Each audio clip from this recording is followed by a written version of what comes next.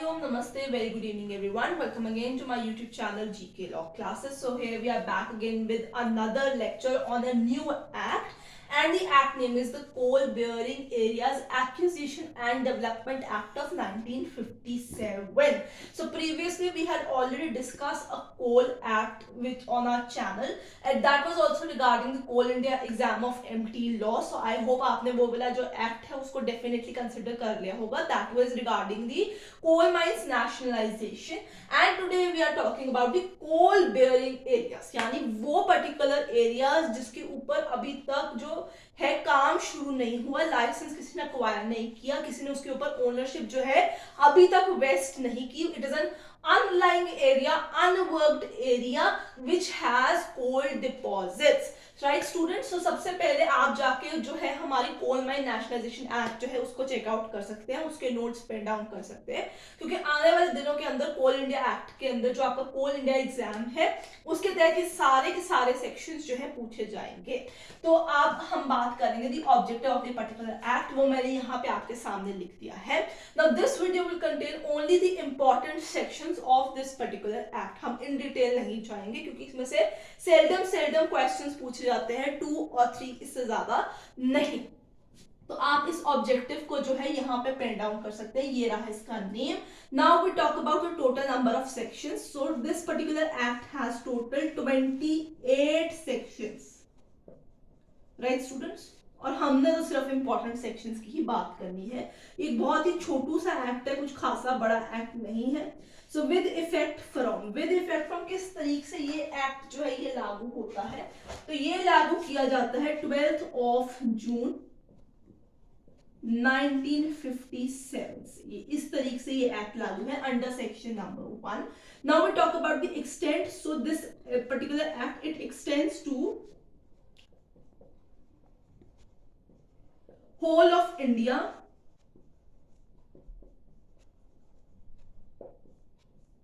except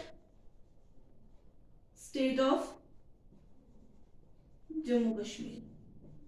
right, तो ये by notification जो है वो यूनियन जो है वो धीरे धीरे यूनियन ऑफ इंडिया जो है पर्टिकुलर एक्ट जो है वो already UT of Jammu Kashmir के ऊपर लागू कर रही है. स्लोली एंड स्टेडली वो पार्लियामेंट के वाया जो है एक्ट को वहां पे इंप्लीमेंट करवा रही है. So far in regard to this particular act it does not apply to state of Jammu and Kashmir. अभी तक कोई ऐसी खबर भी नहीं आई कि वहां पे कोई कोल डिपॉजिट है कि नहीं है. So this particular act extends to whole of India. अब आगे चलेंगे, पढ़ेंगे, बात करेंगे सेक्शन नंबर 3 की. सो आई होप आपने ये पेन डाउन कर लिया होगा. जिसने नहीं किया वो थोड़े सेकंड्स पीछे जाके इस सारे पॉइंट्स को जो है ये पेन डाउन कर सकते हैं. इसमें से फर्स्ट सेक्शन ऑब्जेक्टिव ये डेफिनेटली क्वेश्चंस के एरिया है, इनमें से क्वेश्चन पूछे जाते हैं. Now we talk about section number 3 that talks about the competent authority. Competent authority, तो किसने अक्वायर करना है उस कोल बेरिंग एरियाज को. तो पिछली वीडियो आप चेकआउट कर सकते हैं जिससे आपको पता चल जाएगा कि 1973 ऑनवर्ड्स सारी की सारी एक्विजिशन जो होगी it will be done on behalf of central government. Right, so who will be the competent authority here on behalf of central government? State owned companies. Right students, अब चलेंगे section number 4 which talks about the preliminary notification.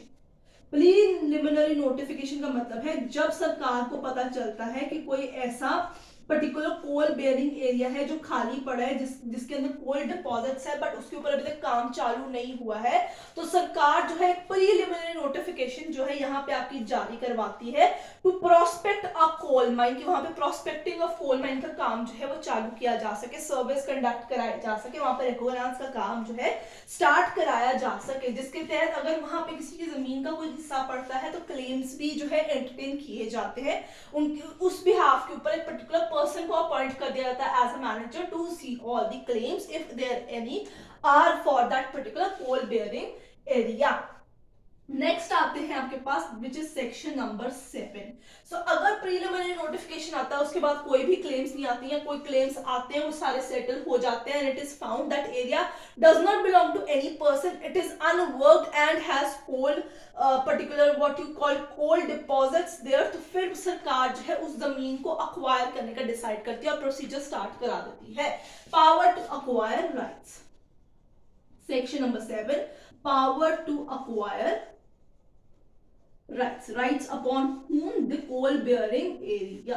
So ये जो power सरकार ने use करनी है ये notification आने के 2 साल के अंदर अंदर एक्विजिशन हो जानी चाहिए. So power to acquire right has to be done within 2 years of notification. सरकार ने नोटिफिकेशन दे दी तो उसके 2 साल के अंदर अंदर after settling all the claims and doing all the works which is required to prospect a coal mine, सरकार की जवाबदारी बनेगी कि वो जो है उस एरिया को जो है एक्वायर कर ले. So this is a very important thing.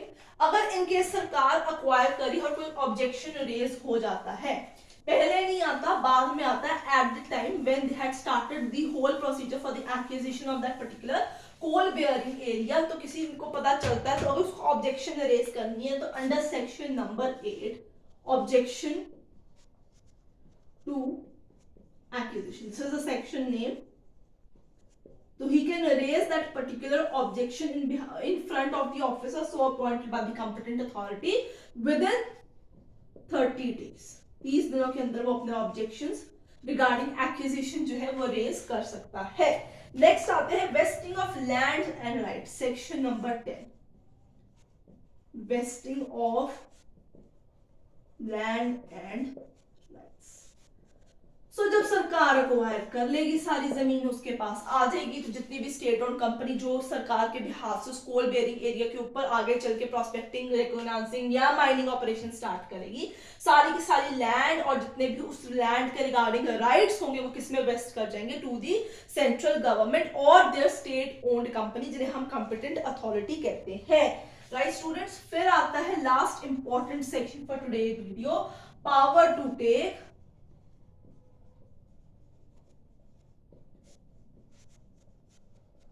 Possession of land.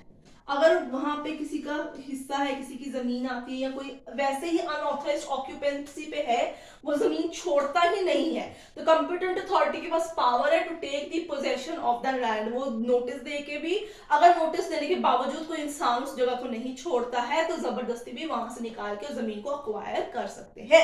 क्योंकि जब नोटिफिकेशन आएगी तो ऑब्वियस है आपको राइट टू क्लेम होगा, एक्विजिशन के टाइम भी ऑब्जेक्शन का राइट होगा. फिर भी अगर आपने ऐसे बेफालतू में वहां पे आप जो है ऑक्यूपाई करके बैठे हुए हैं, नोटिस देने के बावजूद भी नहीं जा रहे, तो सरकार के पास ये राइट होगा कि वो वहां से उस पोजेशन, लैंड का पोजेशन जो है वो अक्वायर कर सके. So student, this is all about the coal bearing area acquisition development act of 1957 because it has दो 28 सेक्शंस, बट ये 12 जितने भी मैंने अभी आपको सेक्शंस कराए हैं यही सारे इंपॉर्टेंट सेक्शंस हैं. इसमें कुछ और ज्यादा जानने के लिए जरूरी नहीं है. सो आई होप आपको आज की वीडियो जो है वो पसंद आई होगी. अगर आई है तो आप उसे लाइक शेयर डेफिनेटली कीजिए. जिसने अभी तक चैनल को सब्सक्राइब नहीं किया, I request you all to please do subscribe our channel for more such videos. And अगर आपको कोई डाउट है तो आप कमेंट सेक्शन में मेंशन कर सकते हैं. आने वाले दिनों के अंदर मैं आपसे मिलूंगी कुछ नए शॉर्ट्स और वीडियो के साथ. Till then keep learning.